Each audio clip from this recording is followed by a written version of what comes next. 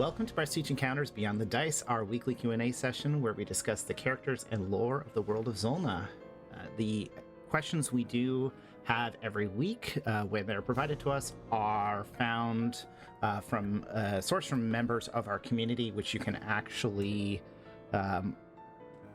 give to us through the lichsouls.com. So there are some instructions on videos from there, but we really love to have some questions supplied. Today, we're going to be having more of a discussion of recent campaign events. And so let's get with the introduction. So I'm Guy, I play Sanasha in the Prestige Encounters game. And we have Isaac, who plays Naoki. Hi, Isaac. Hi. And last but certainly not least, we have Jeremiah, who plays Diablo Dorado. What's up? Yeah. So this is an audio podcast, but I do want to point something out just because I am kind of dying a little bit inside. It appears that we are all wearing shirts that are almost the exact same color. Yes, I will change after.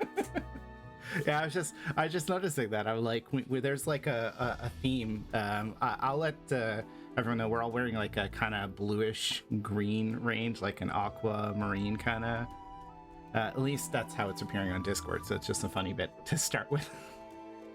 But yeah, so let's get right into it.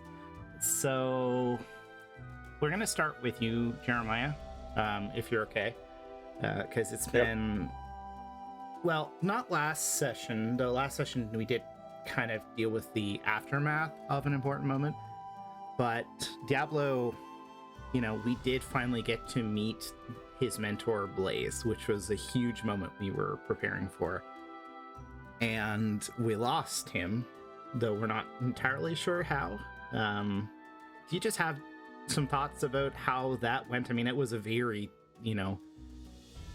well, I think Michael literally was tearing up a bit with how emotional not last session's ending was, but the session before.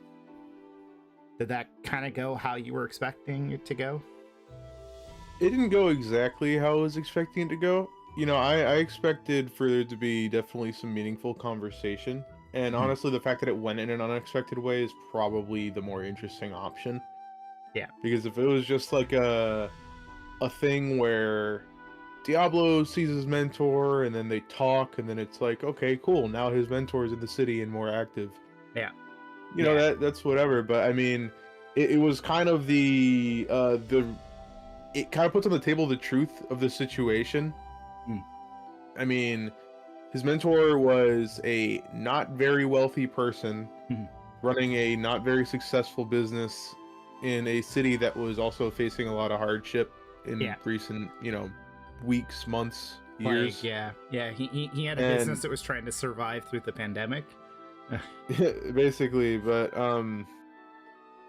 he and you get to see how a person who, these events that shape Diablo to be who he is, you get to see how somebody who faced those similar things as an adult person reacts to the situation, and how his actions kind of shape who Diablo is as well. Yeah. You can kind of see where he pulls some inspiration from.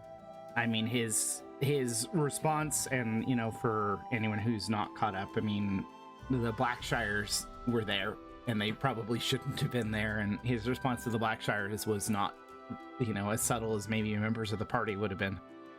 Yeah. I gotta say, if you're watching this and you haven't watched that session, what the hell are you doing here? Go watch that session. Yeah.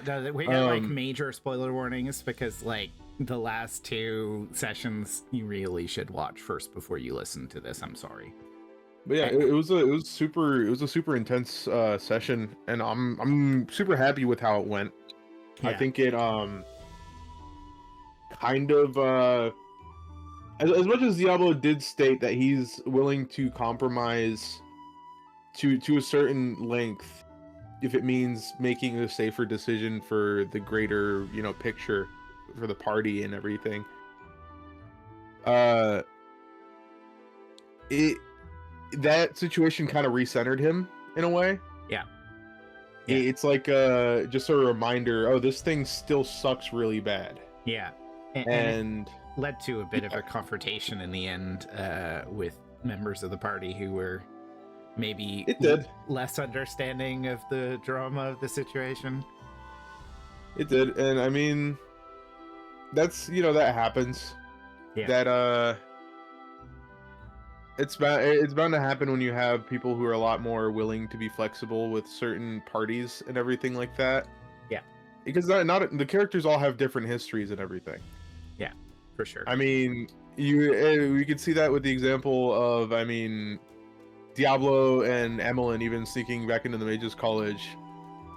Diablo is completely capable of working like a fake persona for the sake of pushing the goal and everything. Emmeline was not. I mean, she tried really hard. She did a good job in the end, right? Yeah. She did as good as she could, but she was not super comfortable going back into that college after having been like like just kicked out of it in her previous enrollment.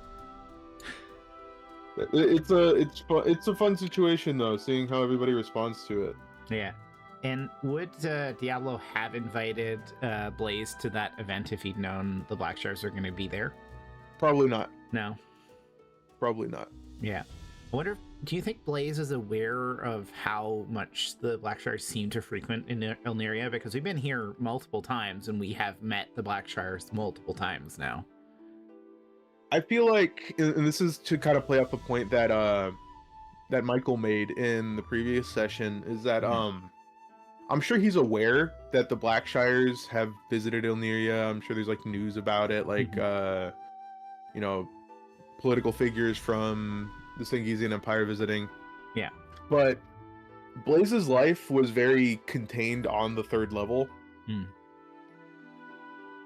didn't have the luxury of going through all the layers and visiting all parts of the city, as big as the city is, especially. Yeah, and it's expensive to get from point A to point B.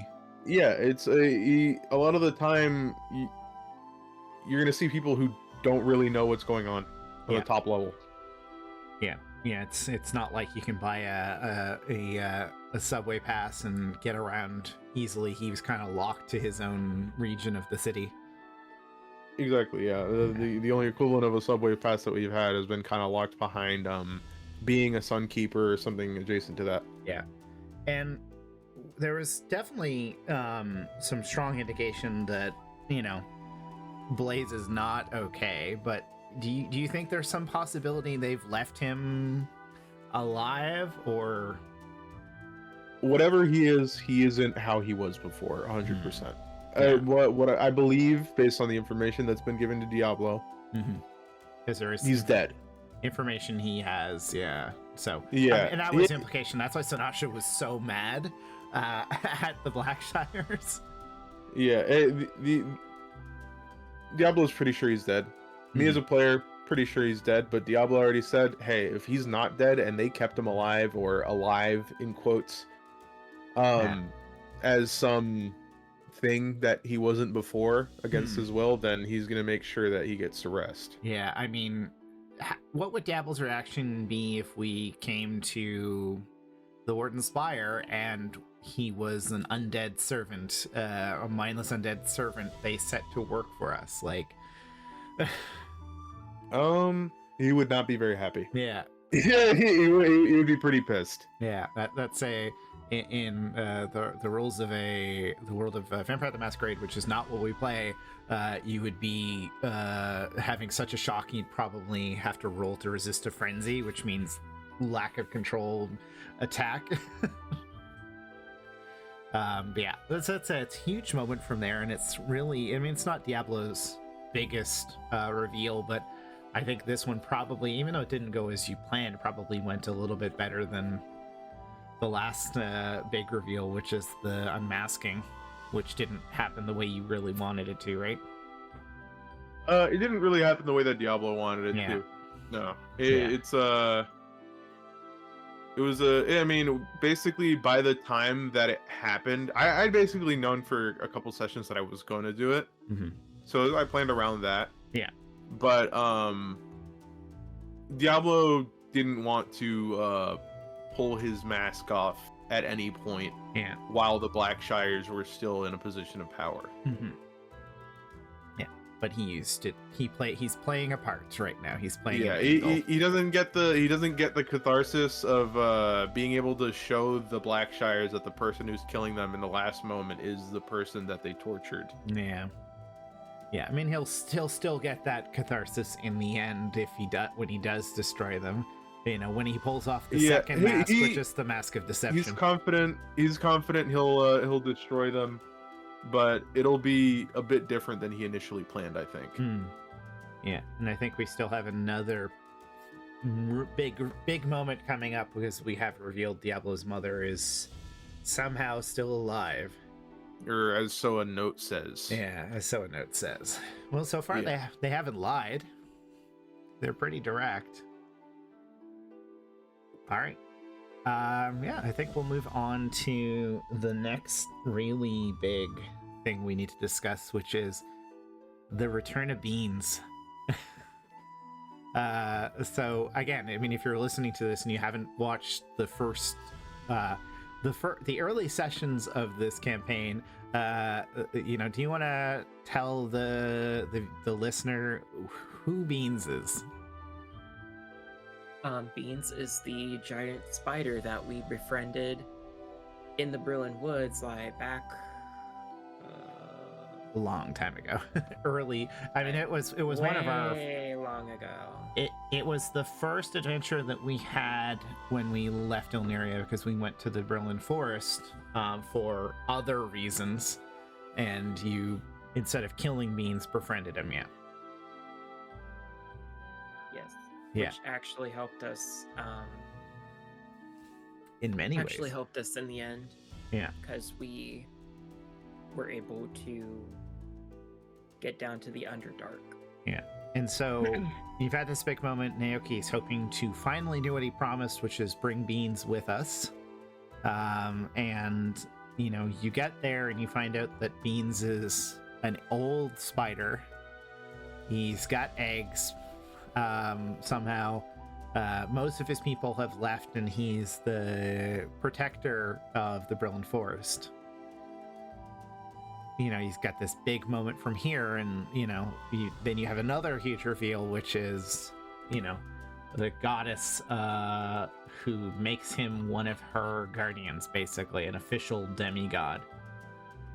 So, you know, you have any thoughts about I mean, it's a whole series of reveals. You know, you have this moment of you find out Beans is not gonna go with us, and then you find out that he's also becoming more than the friend that you saved. Yeah, I'm definitely proud of the little spider. I mean, that's pretty awesome, going from just like some NPC to now like a sort of like major NPC, like in the background. He's like, and he's in the pantheon a little bit, like he's a celestial guardian, right? And he may go. Oh, God. So I gotta say, just to add to the credit of Beans, he was even initially he's not just only an NPC, but a very circumstantial creature that probably was not intended to be an NPC, because Naoki used speak with animals. You speak with animals, and then Druid crafted a flower on his head and gave him a name. Yeah, you're not giving Naoki enough credit here in creating a demigod, essentially. Yeah. I mean, like, no matter what happens with Naoki at this point, if he doesn't make it to the end of this campaign, he has created a druid's dream, a protector of nature. True. I mean, because he did, like, the reason why he was rewarded is because he wanted to protect the forest, which I don't think he would have done if Naoki hadn't, like, shown him some sort of kindness and not just, like, you know, slaughtered him because he bit Graham. Yeah, well, and he could have very well, you know, continued to prey on the animals of the forest, and, you know, we could have gotten back, and, you know, if it wasn't for Bean's intervention, I mean, there was a whole party of, you know, much smarter and much more powerful critters in that forest, which, you know, goes back to the Adventures of Beans one shot, which we do actually have for you to listen to if you want to. It was a little chaotic, but it was a lot of fun. Yeah, I mean, it's sort of like you have reshaped an entire part of the map, which we've done a couple times, but this is really Naoki's doing. Yeah. And then he also just like wants at the end, I think, of his journey, like it's solidified it now. He's like, I want to create a grove here to honor this new spirit, essentially. Yeah, and to sort of, formalize the protection. And, we were given a boon from the goddess and told that, the animals wouldn't threaten us so long as we didn't hunt more than we needed and didn't, burn outside of our campfire. I mean, it's a heck of a boon to get, even though it was only short-lived. We were expecting a long diversion and it ended up being a relatively short one. So it's sort of a big character moment from there. And do you think that's changed? I mean, outside of him wanting to open a grove there, has that changed anything else about Naoki's trajectory, how he feels about himself? I mean, he might be more willing to devote himself to his grove instead of just going on this pilgrimage, quote unquote. Does he have more confidence in himself yet? Maybe. Yeah. Okay. So you got this big moment, and we get to see another protector of the nature, who's the same one who stopped the coyote spirit from ending more lives after a puppy, a coyote cub was maybe unalived. This is going on TikTok. I don't know why I'm saying unalived, but this is going on the podcast network and on YouTube, and I'm not promoting either of those, just that's where you're listening to it. But okay, so we moved on from there and we kind of set off on the next part of our journey. And how, okay, well, we'll set the stage a little bit. So we've moved on, we've gotten past Ilneria, we're on our way to Ravenna in the Dwarven Kingdom.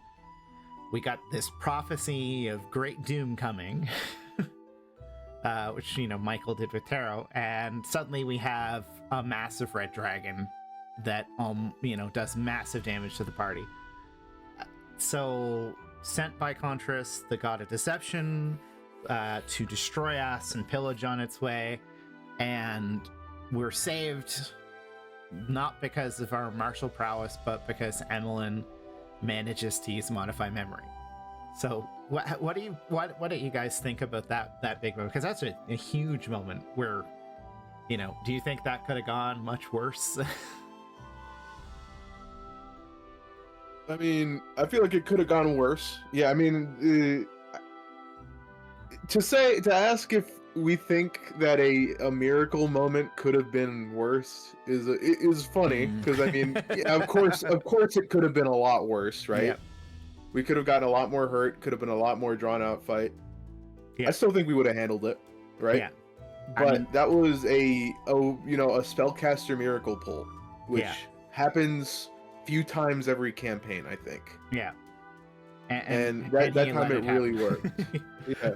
That time it really worked. Because, looking at the health bars after that first breath attack, do you think that was a doable fight?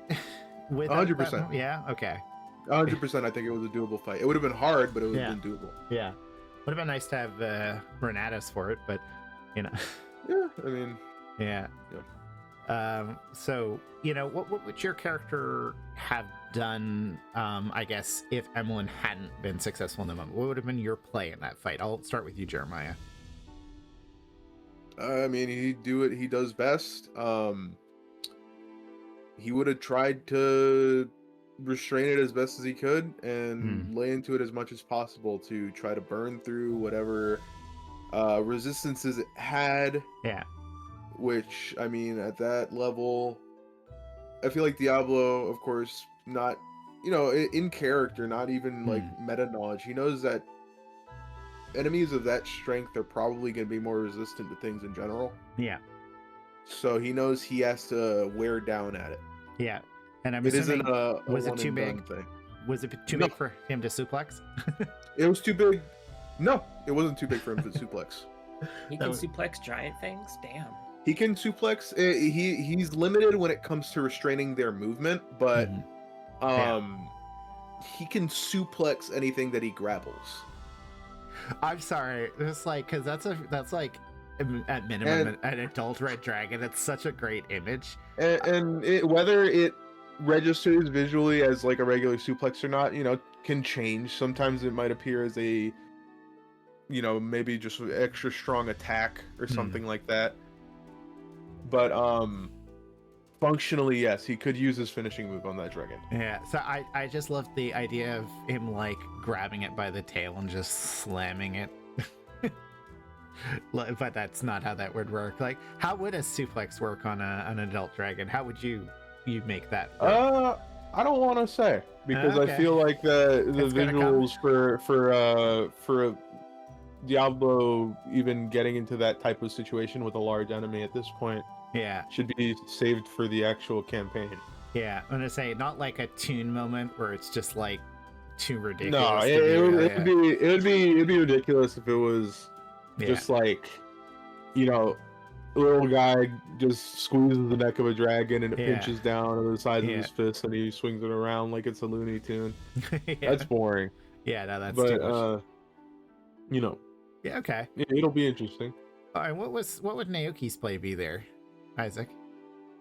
Well, he's mentally weak to fire, so that's already Hmm. not great. He might have ran or asked our local phone to call anyone. He was gonna use one of our lifelines. Call a friend. He was going to beg Percy to call someone.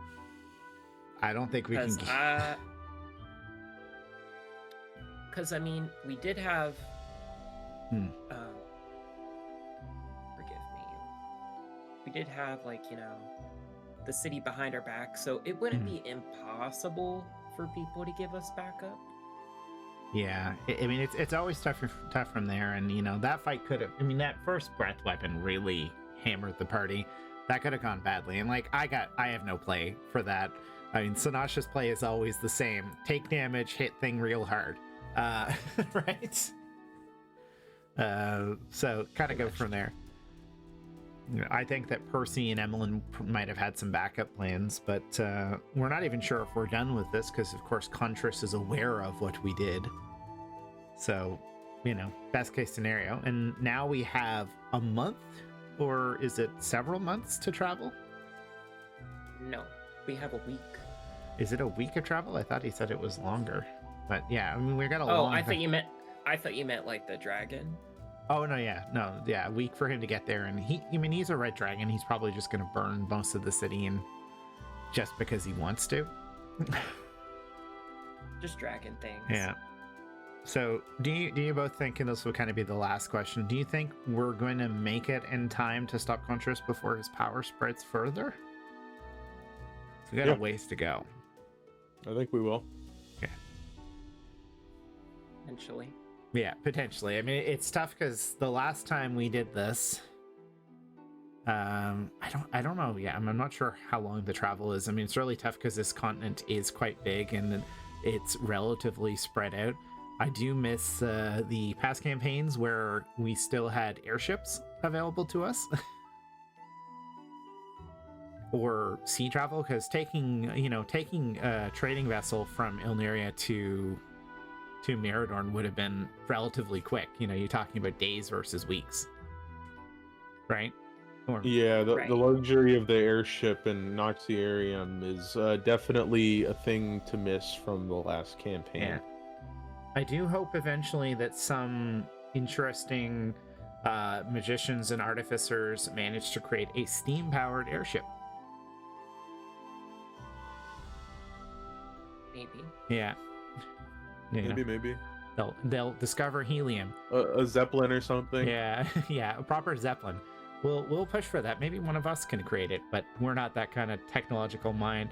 Nah, we don't got any artificers. I don't know. No, yeah, we are artificerless for sure. But yeah, so that's actually all the time we have for tonight. Thank you both for joining me for a little bit of quick discussion about the recent events and how they impacted your characters in the world. And No problem. yeah. Yeah, for sure, for sure. And thank you everyone who listens to this as well.